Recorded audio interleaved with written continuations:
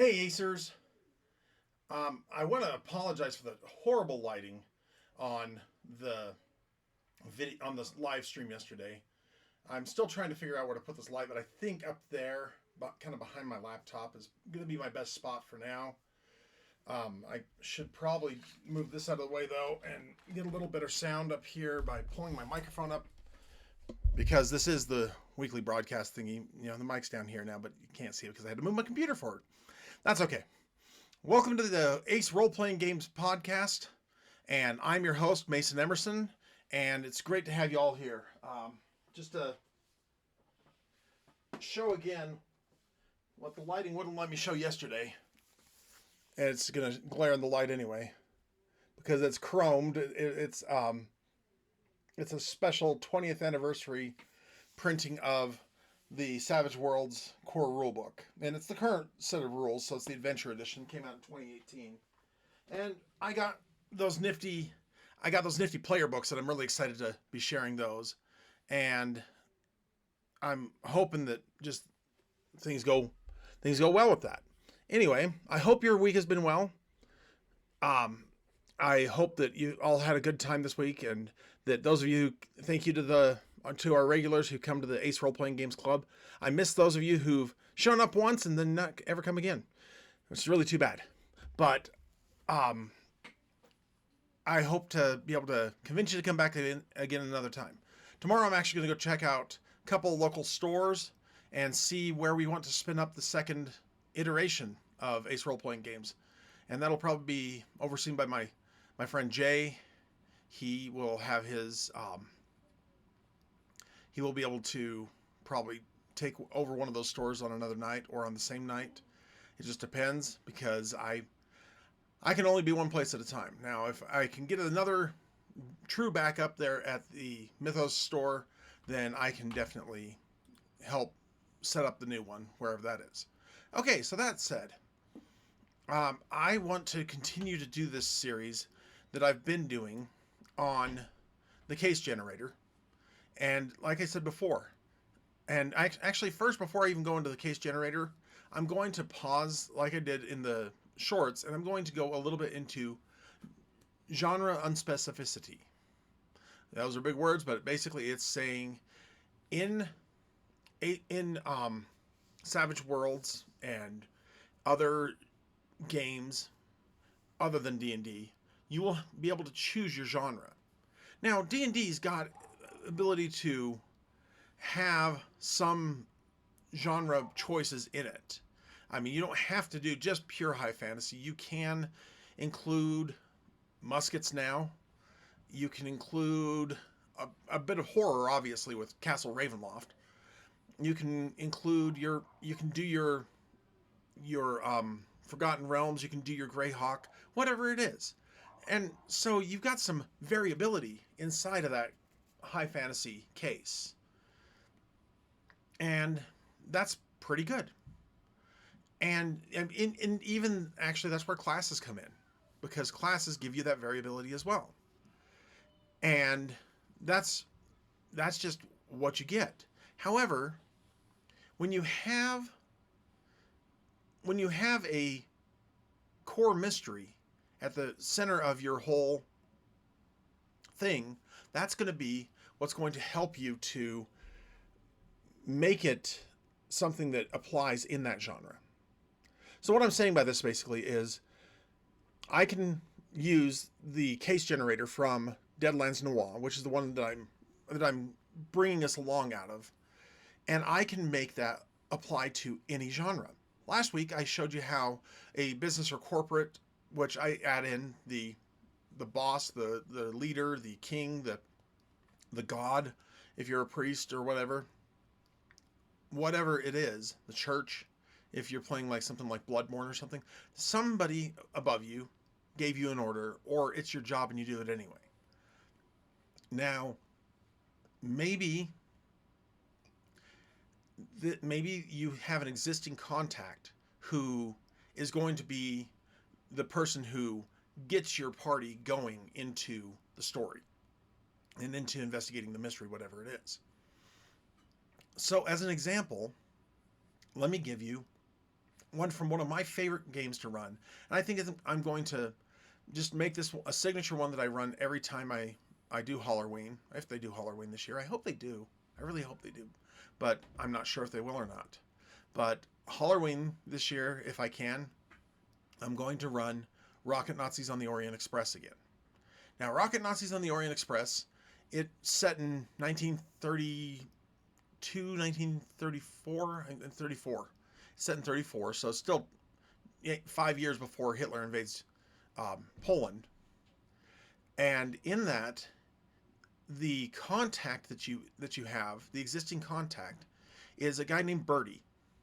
And Birdie, he's actually initially asking like a lady of your party to join him to pretend to be his wife, so that way they can fly over to England and then over to Europe and then catch the train of the Orient Express as it's heading back from Istanbul and going back up towards Paris.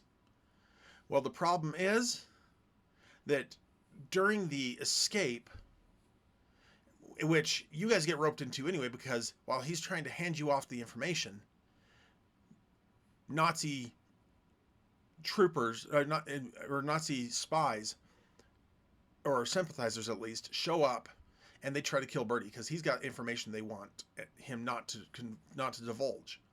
And so they show up, guns pulled out, and you guys end up having to throw him in the car because Birdie is a friend of one of you main characters, or maybe multiple of you.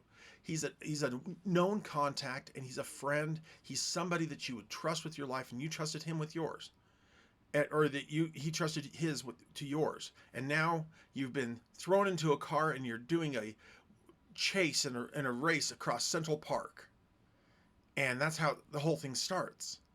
So, and it ends up there's some twists and turns, but Birdie's not able to go on the mission, and instead the rest of you go on the mission. So that's kind of what an existing contact would be. They are somebody who has already worked with you, and obviously if you're doing a one shot, that's kind of a given that it's going to be a little forced, a little bit on rails. But at the same time, we can still have our players as they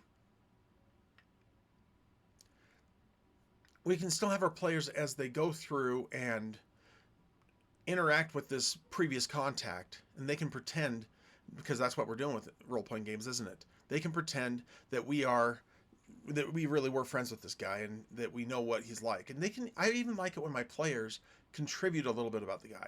What was his favorite meal to eat when you guys were spies in Germany during World War I? Or things like that. That's the kind of stuff. Or what unit were you guys in together? Was it an intelligence unit? Those are the kind of questions you can have the players fill in. But could we do the same thing with a fantasy realm? Yes, we could. So let's shift and do fantasy.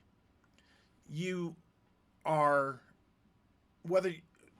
go ahead and say you're a group of special troubleshooters for the king.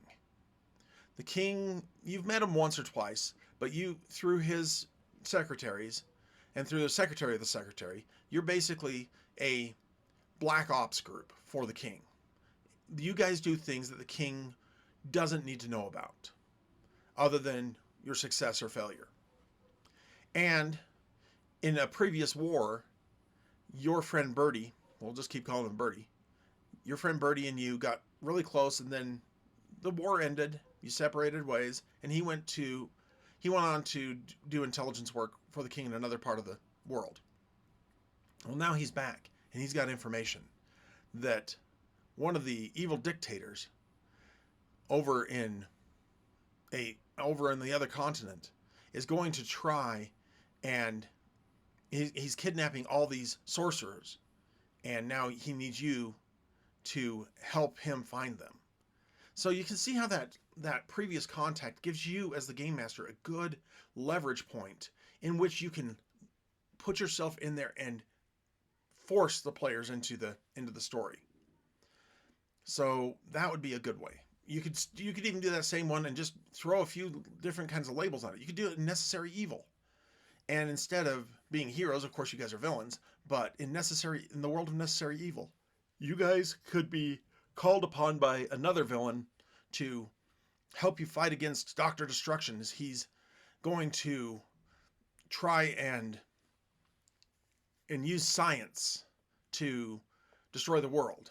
And Birdie in Rocket Nazis on the Orient Express, he's telling you that the Nazis are going to try and use all these scientists they've been kidnapping. So there's an event, if you remember back to the event stuff. But all these scientists they've been kidnapping, they're crackpots and they're quacks, but they've all got something going, and Birdie's not quite sure what it is, but he's pretty sure that it's going to be something not good for the world. And so this leads into the great adventure and journey that you go on. So that's really how you can use an existing contact to set the adventure off. And I actually kind of like existing contacts better for one-shots than business or corporate. But if this is an existing contact, it's probably been made through your business, corporate, or whatever kind of outside leadership that you usually report to. So that's what we got.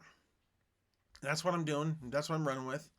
And I love that you guys have been able to join me for these, and I hope the lighting's better on this video. Let me know if the lighting improved on this one, and if you're going to be able to continue to put up with me on this. But I will keep trying until I actually can get the lighting going, and hopefully someday I can even get a better camera, and we'll keep going from there. Anyway, that's, like I said, that's all I really have this week. I'm glad that you're here. I'm glad that you came. I love you. If nobody else has told you that, I do. And I'm grateful that you have joined me at the venture that is Ace Role Playing Games, and that we're having so much fun together doing this. We've got 315 subscribers. We've got hundreds of videos out here now. I admit it, most of them are shorts, but we're growing in the number of our regular feature-length videos as well. And I hope that the videos continue to give you some new ideas as to how you can be a better game master. Well, until then, this is Mason Emerson with Ace Role Playing Games saying the world is a better place because you're in it, and I'm glad you're here. Stick around, it gets better. And until then, I hope to see you at my table. This is Mason Emerson signing off.